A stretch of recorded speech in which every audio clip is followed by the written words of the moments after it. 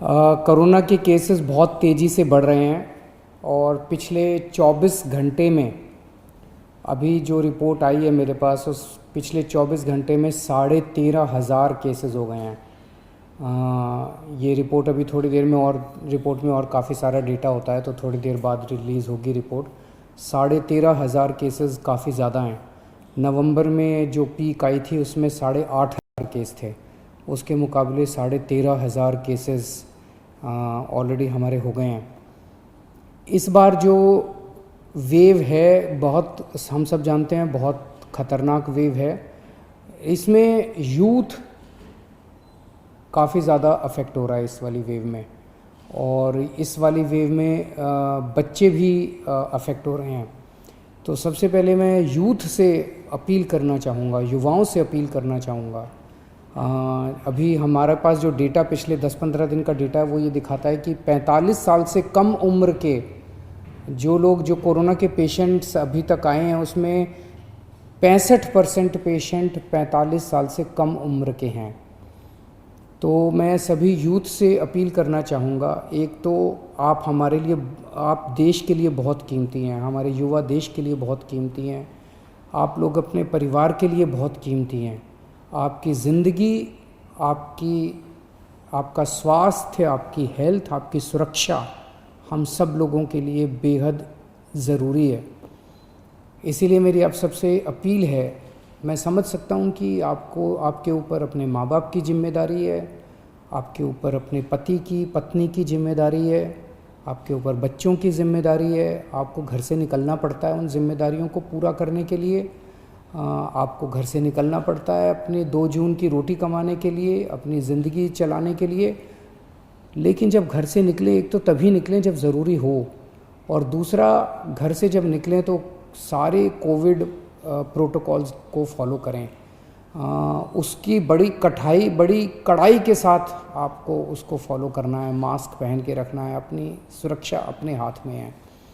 और दूसरा, अगर आप 45 साल से ऊपर की उम्र के हैं तो तुरंत जाके इंजेक्शन लगवा लीजिए। इंजेक्शन सारे सरकारी अस्पतालों में फ्री है, और सरकारी अस्पतालों को हमने, कई सारे अस्पतालों को 24 घंटे हम लोगों ने खोला हुआ है। तो युवाओं से खासकर मेरी अपील है, बच्चों की सुरक्षा हमारे लिए बेहद ज़रूरी है। और अभी CBSE के एग्ज़ाम आने वाले हैं। 6 लाख बच्चे दिल्ली में CBSE के एग्ज़ाम में बैठेंगे। 1 लाख के करीब टीचर्स इसमें शामिल होंगे। ये बहुत बड़े हॉटस्पॉट्स बन सकते हैं, बहुत बड़े स्तर के ऊपर कोरोना फैल सकता है। बच्चों की ज़िंदगी, बच्चों की सेहत, बच्चों का स्वास्थ्य हमारे लिए बहुत ज़रूरी है। मेरी हाथ जोड़ के केंद्र सरकार से अपील है कि CBSE के एग्ज़ाम्स को कैंसिल किया जाए, और इसके एवज़ में कोई और तरीके निकाले जा सकते हैं, या तो ऑनलाइन का कोई तरीका, या इंटरनल असेसमेंट करके उसके बेसिस के ऊपर इस बार बच्चों को पास किया जा सकता है। लेकिन CBSE के एग्ज़ाम कैंसिल करने बहुत ज़रूरी हैं। मैं और कई देशों के उदाहरण देख रहा था, कई देशों ने, जहाँ जहाँ सेकेंड वेव का प्रकोप आया है, कई देशों ने अपने अपने एग्ज़ाम्स कैंसिल कर दिए हैं। हमारे देश के अंदर कई राज्य सरकारों ने अपने अपने एग्ज़ाम्स कैंसिल कर दिए हैं। मेरी केंद्र सरकार से अपील है कि CBSE के एग्ज़ाम्स कैंसिल किए जाएं। पिछले कुछ दिनों से, और ख़ासकर कल, हमने बहुत बड़े स्तर के ऊपर, जैसा मैंने कहा था कि हम लॉकडाउन नहीं लगाना चाहते, हमारा पूरा प्रयास है कि हेल्थ इंफ्रास्ट्रक्चर जो है वो काबू में रहे। तो कल बड़े स्तर के ऊपर हमने बहुत बड़ी प्लानिंग की, सभी ऑफिसर्स ने और मेडिकल स्टाफ ने बैठ के। तो बड़े बड़े हॉस्पिटल्स के साथ हम बैंक्वेट हॉल्स और होटल्स को अटैच कर रहे हैं, ताकि मान लीजिए किसी अस्पताल के अंदर 100 बेड हैं और उसके साथ हमने एक बैंक्वेट हॉल अटैच कर दिया, उस बैंक्वेट हॉल में भी 100 बेड हैं। तो जो थोड़े से कम बीमारी वाले मरीज होंगे उनको फिर बैंक्वेट हॉल में शिफ्ट कर देंगे।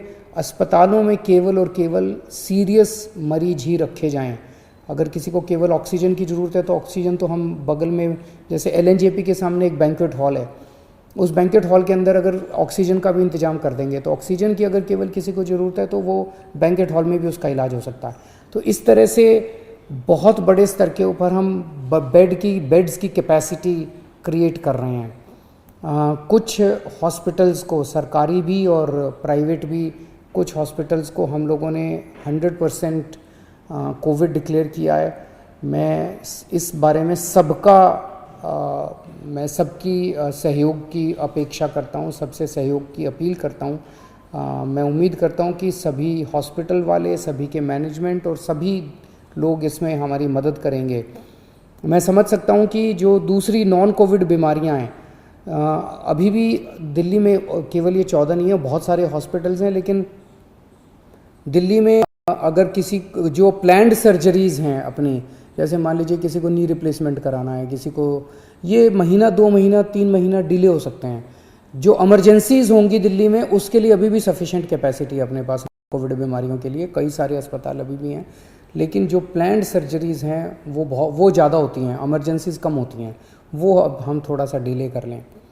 दूसरी चीज़, इस टाइम जैसा मैंने कहा कि सबसे इम्पॉर्टेंट हमारे लिए होगा कि हम अपनी अस्पताल की मैनेजमेंट को कितना कड़ाई के साथ हम इसको ठीक कर रख पाते हैं। अगर हमने हॉस्पिटल्स की और हेल्थ इंफ्रास्ट्रक्चर के मैनेजमेंट को ठीक कर लिया तो हम इस वेव को बहुत आसानी के से, बहुत अच्छे से हम इसको पार पाएंगे। तो हमने एक और एक्सरसाइज कल से शुरू की है कि एक एक पेशेंट जो हॉस्पिटल्स के अंदर हैं उनको ये देखा जा रहा है कि अगर ये हॉस्पिटल, डॉक्टर्स चेक कर रहे हैं, सभी डॉक्टर्स चेक कर रहे हैं कि अगर वो पेशेंट घर में ट्रीट हो सकता है तो उस पेशेंट से रिक्वेस्ट की जा रही है कि आप अस्पताल का बेड खाली कर दीजिए, आपका घर चले जाइए। घर पे हम घर पे जब आपको भेज रहे हैं तो अपना पल्ला नहीं झाड़ रहे, हाथ नहीं झाड़ रहे, हम घर के ऊपर अंदर, आप जब घर जाएंगे आपकी हम कांस्टेंट मॉनिटरिंग करेंगे, हमारे डॉक्टर्स आपको लगातार फ़ोन करते रहेंगे। आप जब घर जाएंगे आपको ऑक्सीमीटर देके भेजेंगे, अगर आपकी घर में बीमारी जरा सी भी गड़बड़ हो गई तो वापस आपको हॉस्पिटल ले आएंगे।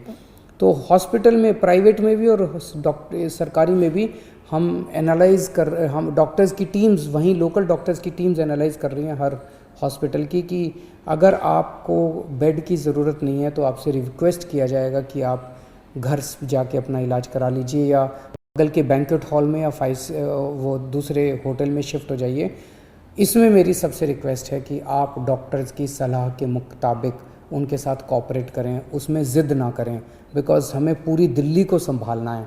हमारे लिए हर जान कीमती है, आपकी जान भी कीमती है, इनकी जान भी कीमती है, इनकी जान भी कीमती है, सबकी जान अपने को इस टाइम बचानी है, सबकी स्वास्थ्य की चिंता करनी है। एक दिल्ली के सभी लोगों से मेरी अपील है, पिछली बार जब कोरोना हुआ था आप सब लोगों ने बढ़ चढ़ के प्लाज्मा डोनेट किया था। पिछले 3-4 महीने कोरोना का प्रकोप कम हो गया था, लोगों ने प्लाज्मा डोनेट करना बंद कर दिया, प्लाज्मा की डिमांड भी बहुत कम हो गई। अभी स्टॉक में प्लाज्मा बहुत कम है और डेली प्लाज्मा की बहुत ज़्यादा डिमांड आ रही है। आप सब लोगों से निवेदन है कि अगर आप पिछले कुछ दिनों में बीमार हुए और ठीक हो गए हैं तो आप प्लीज़ आप LNJP में, राजीव गांधी में और ILBS में जाके आप प्लीज़ प्लाज्मा डोनेट कीजिए, ताकि आपके प्लाज्मा से दूसरे लोगों को बचाया जा सके। यही टाइम है जब हमें एक दूसरे की मदद करनी चाहिए।